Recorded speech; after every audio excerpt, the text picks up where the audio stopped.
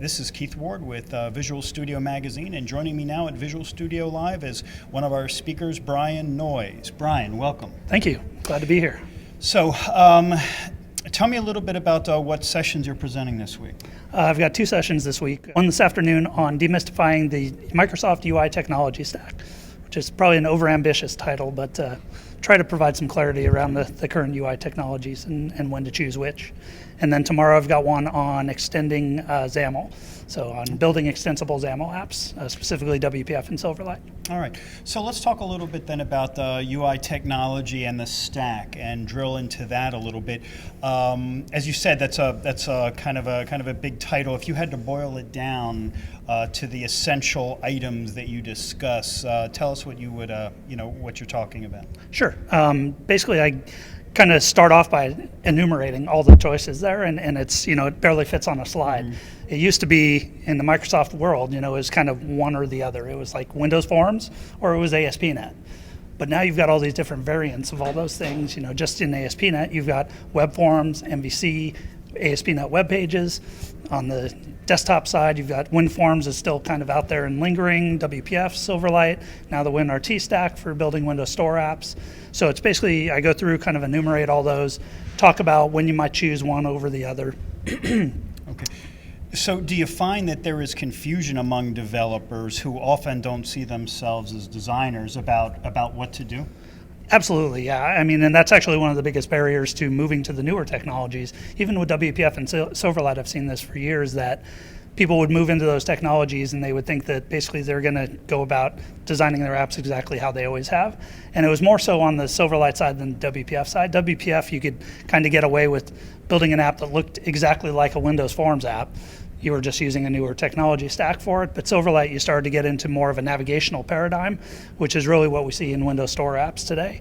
So that's one of the things I emphasize in there, is that you really, if you're going to move forward to especially Windows Store apps, you really have to think about redesigning your user experience and thinking about the way you would lay out your app a completely different way.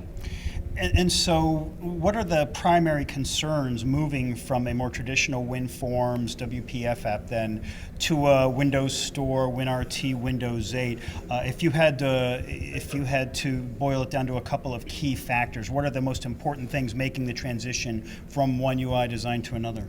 Well, the first thing is that, there's the technology decisions that surround it. Because moving into the Windows Store WinRT arena, you have multiple ways to go about building the app in the first place. So some of it is based on what's your development team's experience. Or do you have HTML experience? Do you have XAML experience? Are you a C++ shop? Any of those are possible avenues from a technology perspective. But more importantly, what I emphasize in the talk is, you really got to start with your requirements up front. You got to understand who your users are, what platforms they're going to be on, how viable is it to even build a Windows Store app? Can you get all your users on Windows 8? Is if it's an enterprise type scenario, that's a barrier for a lot of people at this point. So there's those decisions up front, and then there's the user experience is the biggest part of it, is that the design of Windows Store apps is very different from a traditional desktop line of business app. For example, you throw 500 fields on the screen, 4 or 5 nested data grids, and just dense information on the screen. It's completely opposite to the design paradigm of Windows Store apps. It's all about sparseness and focusing on one thing at a time and transitioning the user through a workflow of one thing at a time. And so they really have to think about redesigning the whole user experience of their app.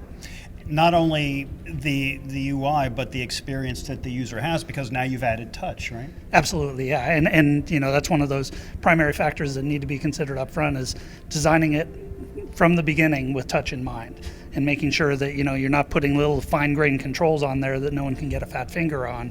Is being able to enable touch if it makes sense. Not all your users, especially in the business scenario, not all your users are going to have touch, or maybe even choose to use it. They may have a big old monitor that supports touch, but sometimes mouse and keyboard's more productive for people, especially in a business context. Sure. So when you're developing an app for whatever form factor, but let's focus on the newer form factors, do you think, most developers think code first, they think the app Right. needs to do this. Is that still how they should think, or should they think first, here's what the app needs to look like, and then second, here's what it needs to do?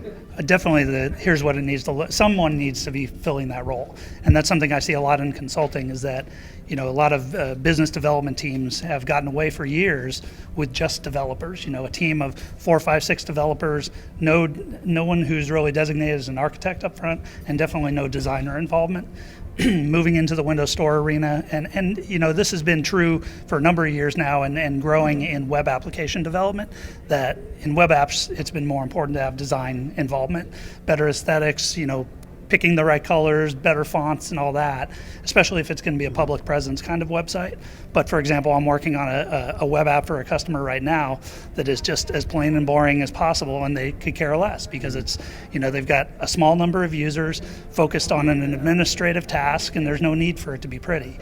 But the web arena, there's been good design involvement for a number of years, but in the more desktop-y type arena and installed apps arena, design wasn't an important aspect before, at least a dedicated design role, and it's becoming more so. So either having developers that have an artistic sense and can back off and focus on the design first and then worry about the code, or having dedicated designers involved is becoming more important. So finally, if you're in a small shop though, you don't have dedicated designers and you don't believe you have the ability, does Microsoft have enough tools? Does the .NET framework provide enough for you to come out with at least a decent looking app?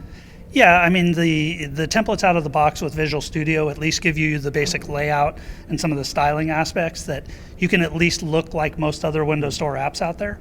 But that's both a plus and a minus. The good news is you start in a place where your app can be successful and usable and usable in a touch environment. The bad news is a lot of the apps out there in the App Store right now all look exactly the same because they're following those same design aesthetics. So, it becomes a default design that is good and usable and follows those design guidelines, but they're, in terms of creating a unique app presence, especially for more public-facing apps, you're going to want a designer in the mix. Brian Noyes, thanks very much for joining us at Visual Studio Live. Absolutely.